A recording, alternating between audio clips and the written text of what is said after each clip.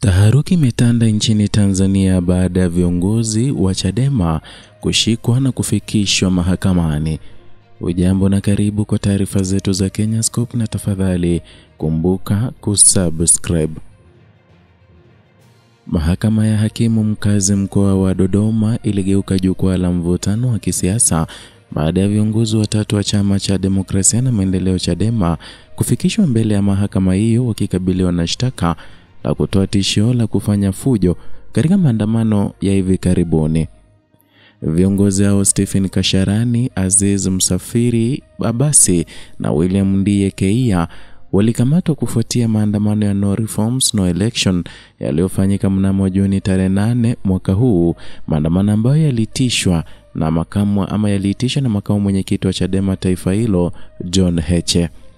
Katika kesi ya jinai ya nambari 14403 ya mwaka huu, jamhuri inadai kuwa watumiwa hao walihusika katika kutoa kauli zinazodaiwa kuhamasisha vurugu na uvunjivu wa amani katika mji wa Dodoma wakati wa maandamano yaliyokuwa na lengo la kushinikiza mabadiliko ya kisiasa na kisheria.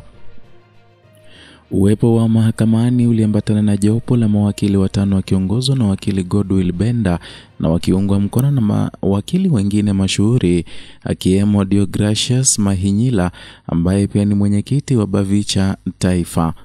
Kwa mujibu wa maelezo yaliyochapishwa kwenye mtandao wa kijamii wa X ambao zamani ulikuwa unajulikana kama Twitter, upande wa jamhuri umethibitisha kuwa uchunguzi dhidi ya watuhumiwa hao umekamilika na kwamba mahakama imepanga tarehe 14 Julai mwaka huu kwa ajili ya kuanza kusikiliza hoja za awali.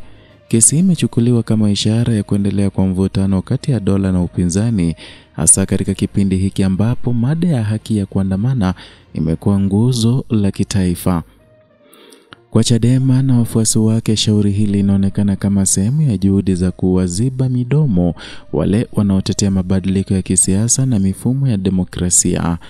Kwa upande wa serikali, hatua ya kuwashtaki viongozi hao inaelezwa kuwa ni utekelezaji wa sheria dhidi ya kile kinachotafsiriwa kama uvunjifu wa amani na kinyume cha sheria.